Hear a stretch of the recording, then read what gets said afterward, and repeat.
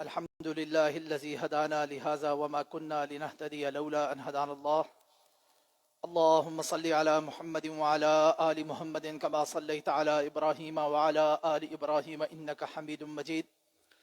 اللهم بارك على محمد وعلى آل محمد كما باركت على إبراهيم وعلى آل إبراهيم إنك حميد مجيد. عن أبي بكر الصديق رضي الله تعالى عنه أنه قال: يا أيها الناس أنتم تقرؤون هذه الآية يا أيها الذين آمنوا عليكم أنفسكم لا يضركم من ضل إذا اهتديتم وإني سمعت رسول الله صلى الله عليه وسلم يقول: إن الناس إذا رأوا الظالم فلم يأخذوا على يديه اوشک ان یعمهم اللہ بعقاب منه. حضرت ابو بکر صدیق رضی اللہ تعالی عنہ سے روایت ہے کہ آپ رضی اللہ تعالی عنہ نے فرمایا: لوگو، میں یہ دیکھتا ہوں کہ تم قرآن مجید کی یہ آیت پڑھتے ہو، یا ایھا الذین آمنوا علیکم انفسکم لا یضرکم من ضل اذا اہتدیتم، یعنی اے ایمان والو، تم اپنی فکر کرو اور اس بات سے فکر کرو کہ تم گمراہ نہ ہو جاؤ اور کوئی تمہیں گمراہ نہ کر دے اس کے بعد کہ اللہ نے تمہیں ہدایت عطا فرما دی ہو. یہ آیت مبارکہ پڑھنے کے بعد حضرت ابو بکر صدیق رضی اللہ تعالی عنہ نے فرمایا کہ میں نے نبی کریم صلی اللہ علیہ وآلہ وسلم سے سنا کہ جب لوگ کسی ظالم کو دیکھیں اور اس کو ظلم سے نہ روکیں، اس کے ہاتھ کو نہ پکڑیں، تو قریب ہے کہ اللہ اس کا عذاب ان لوگوں پر عام کر دے، ان لوگوں پر جاری کر دے. یہ حدیث مبارکہ دین اسلام کے ایک بڑے ہی اہم پہلو کی طرف اور اس پہلو کی طرف نشاندہی کرتے ہوئے ایک مشکل معاملے اور ایک مشکل مسئلے میں راہ اعتدال اور توازن کی طرف ہماری رہنمائی کرتی ہے. یا ایھا الذین آمنوا علیکم انفسکم، یہ آیت مبارکہ جب کسی شخص کو بیان کی جائے، کوئی شخص اسے پڑھے، تو اے ایمان والو، تم اپنی فکر کرو، کیونکہ ہدایت پانے کے بعد کوئی آ کر تمہیں بھلا کے، پھسلا کر، گمراہ کر کے تمہیں راہ ہدایت سے ہٹا دے، تو اس معاملے سے بچنے کے لیے تم لوگوں کے معاملات میں پڑنے کے بجائے، لوگوں کے بارے میں زیادہ فکر مند ہونے کے بجائے اپنے بارے میں فکر مند ہو، اپنا خیال کرو، اپنی طرف توجہ دو. اس آیت مبارکہ کو پڑھ کے اور اس حدیث مبارکہ سے ملتی جلتی جو دوسری الفاظ دیگر احادیث میں بیان ہوئے ہیں، اس میں یہ بات بھی بیان ہوئی ہے کہ بعض لوگ اس حدیث کو، اس قرآن کی آیت کو پڑھ کر یہ گمان کر بیٹھے کہ بس لوگوں کو اپنے معاملے کی فکر کرنی چاہیے اور دوسرے کے معاملے میں نہیں پڑھنا چاہیے.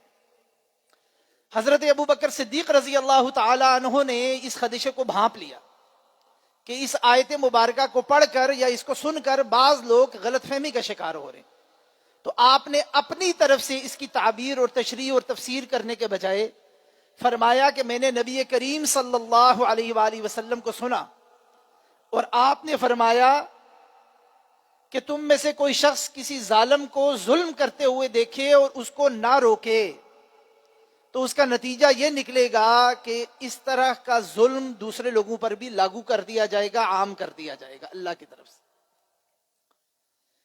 جو بات سب سے پہلے اس سے ہمیں پتہ چلتی ہے وہ یہ کہ اسلام کا مزاج یہ ہے امر بالمعروف ونہی عن المنکر، کہ برائی سے روکنا اور اچھائی کا حکم دینا. یہاں پر موضوع ہے برائی سے روکنا. اگر کسی ظالم شخص کو کوئی دیکھے کہ وہ ظلم کر رہا ہو، اور یہ یاد رہے کہ ظلم صرف یہ نہیں ہے کہ کوئی کسی کو مار پیٹ کر رہا ہو، کوئی کسی کو قتل کرنے کی کوشش کر رہا ہے، کوئی کسی کی جائیداد ہتھیانے کی کوشش کر رہا ہے. ظلم یہ ہے کسی بھی شائع کو اس کی جگہ سے ہٹا کر کسی دوسری جگہ پہ رکھنا. اگر حق گوئی کسی جگہ پر مطلوب ہے اور کوئی شخص حق گوئی نہیں کر رہا، یہ بھی ظلم ہے. اور حکمت کے تحت اگر کسی جگہ پر خاموشی مطلوب ہے اور وہ شخص خاموش نہیں ہو رہا، آگے بڑھ بڑھ کے بول رہا ہے اور اس کے نتیجے میں فتنہ اور فساد معاشرے میں پھیل رہا ہے، تو یہ بھی ظلم ہے. اس لیے ظلم کو اس کے عمومی معنی میں، اس کے وسیع تر معنوں میں سمجھنے کی ضرورت ہے. امر بالمعروف ونہی عن المنکر کا تقاضا یہ ہے کہ اگر کوئی ظالم ظلم کر رہا ہو تو اس کو روکا جائے. اور یہ صرف مستحسن نہیں ہے کہ بس اس کو جو روک دے یا اس کو روک جانا چاہیے، اچھی بات ہے، اس کو روکنے ٹوکنے کی کوشش کرنی چاہیے. اگر اس کو روکا نہ جائے تو یہ اتنا بڑا جرم ہے کہ اس کے نتیجے میں لوگوں پر بھی وبال آتا ہے اور معاشروں پر بھی وبال آتا ہے. اور نبی صلی اللہ علیہ وسلم نے اس حدیث مبارکہ میں اور اس بارے میں دیگر وعیدیں بھی بیان ہوئی ہیں.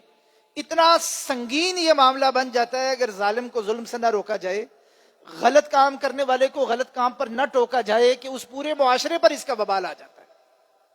اب ظاہر بات ہے کہ من رآ منکم منکرن، یہ حدیث ہم بار بار بیان کرتے ہیں کہ لوگوں میں سے اگر کوئی شخص کسی برائی کو، کسی منکر کو تو دیکھے تو اس کو ظاہر بات ہے اپنے ہاتھ سے روک لے. ہاتھ سے نہیں روک سکتا، اپنی زبان سے اس کو روکنے کی کوشش کرے. زبان سے نہیں روک سکتا تو اپنے دل میں کم از کم اس کو برا جانے. یہ اس کے مدارج ہیں، یہ اس کے سٹیپس ہیں، یہ اس کے لیول ہیں. اگر حکمران بھی یہ کہنے لگ جائیں کہ جی ہم برائی کو برا سمجھتے ہیں، بس معاشرے میں ہو گئی ہے، اب ہم کیا کریں، تو یہ بات قابل قبول نہیں ہے. حکمرانوں کے لیے کیا ہے؟ ہاتھ سے روکیں. اور حکمران سے مراد یہ نہیں ہے کہ صرف ملک کا صدر یا ملک کا وزیر اعظم. ہر وہ شخص حاکم ہے جس کے پاس کسی نہ کسی سطح پر کوئی پاور اور کوئی طاقت اور حکمرانی کا کوئی نہ کوئی درجہ موجود ہے.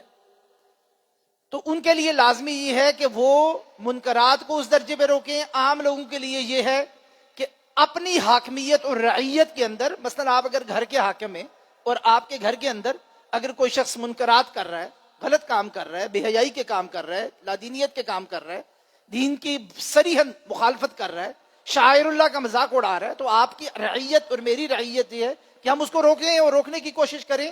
جہاں ہاتھ سے روک سکتے ہیں وہاں ہاتھ سے روکیں، جہاں زبان سے روک سکتے ہیں وہاں زبان سے روکیں. لیکن ظاہر بات ہے معاشرے میں نکل کر اگر ہم مار دھاڑ شروع کر دیں گے اور طاقت کا استعمال کر کے اپنے تئیں برائی کو روکنے کی کوشش کریں گے تو اس سے ایک بڑی برائی وجود میں آئے گی جسے فساد کہتے ہیں. اور قرآن کو اور اللہ کے دین کو فساد پسند نہیں ہے.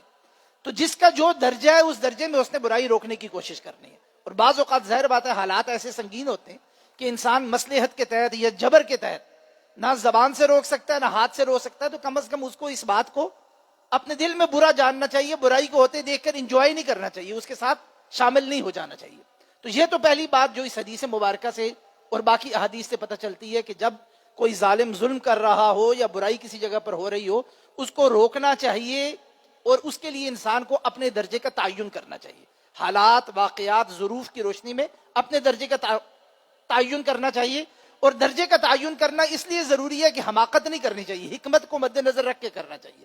اگر کسی شخص کا درجہ یہ ہے کہ اس نے زبان سے روکنا ہے اور وہ اگر طاقت کا استعمال کرنے کی کوشش کرے گا اس کے نتیجے میں خرابی پیدا ہوگی. اور ہمارے معاشرے میں اللہ نے کرم کیا، اب کچھ حالات بہتری کی طرف مائل ہوگی الحمدللہ. ورنہ پاکستان میں یہ جو مار دھاڑ، قتل و غارت اور بم دھماکے اور دہشت گردی یہ جس عنوان کے تحت ہو رہی تھی، یہی عنوان تھا نا کہ جی لوگ اور حکمران چونکہ برائیاں ہو رہی ہیں اور پورے ملک کا نظام جو ہے وہ لادینیت پر مبنی ہے اور طاغوت پر مبنی ہے اور اللہ کی معصیت پر مبنی ہے، اس لیے ہم نکل کر معاشرے میں ان تمام لوگوں کو ختم کر کے اس پر اسلام قائم کریں گے. اس پر ہم بار بار گفتگو کر چکے ہیں کہ دین کی یہ تعبیر درست نہیں ہے. ہمارے لیے جو دائرہ عمل ہے ہم نے اس دائرہ عمل میں دین پر کام کرنا ہے. حکمرانوں کے لیے جو دائرہ عمل ہے اس پر انہوں نے کام کرنا ہے. ہاں بار بار ان کو یقین دہانی کرنی ہے، اچھے انداز میں ابلاغ کر کے، تبلیغ کر کے، دعوت کر کے، جد و جہد کر کے اس بات کی کوشش کرنی ہے کہ معاشرے میں سے منکرات ختم ہو اور معاشرے میں سے برائی ختم ہو اور معاشرے میں خیر آ جائے.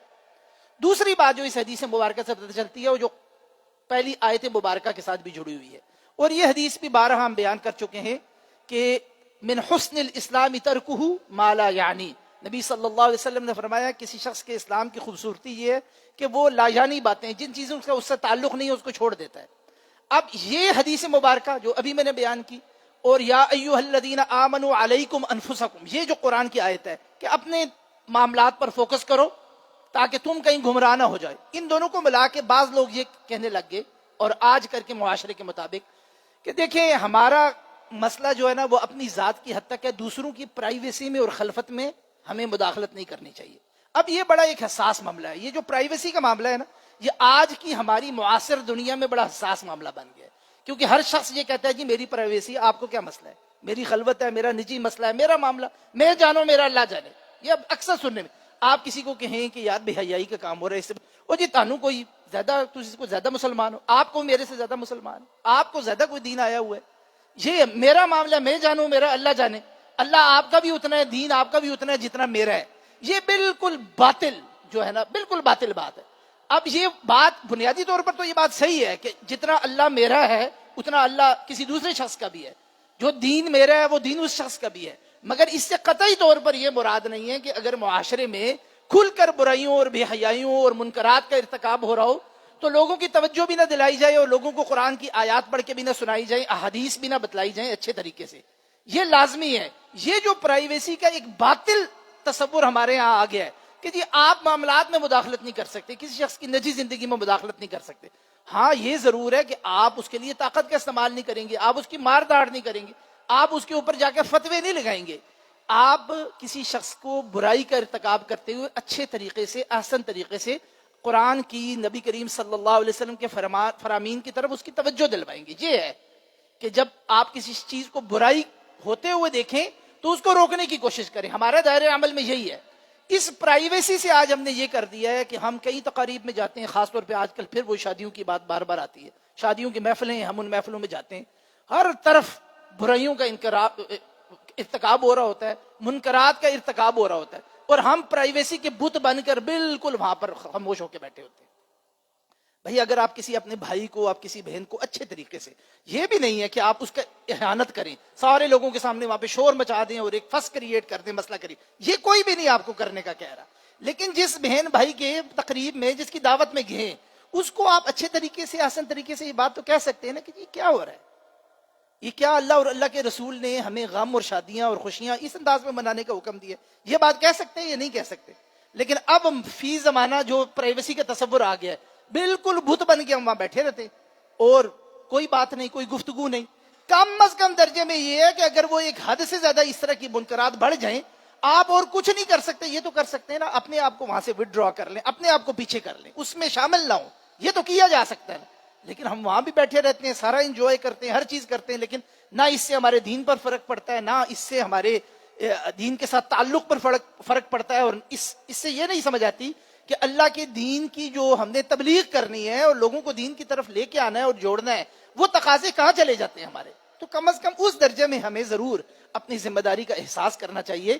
اور یہ بات کہ جی یہ پرائیویسی کے یا نجی اور زندگی کے اور خلوت کے تقاضوں کے منافی ہے، ایسا بالکل نہیں ہے.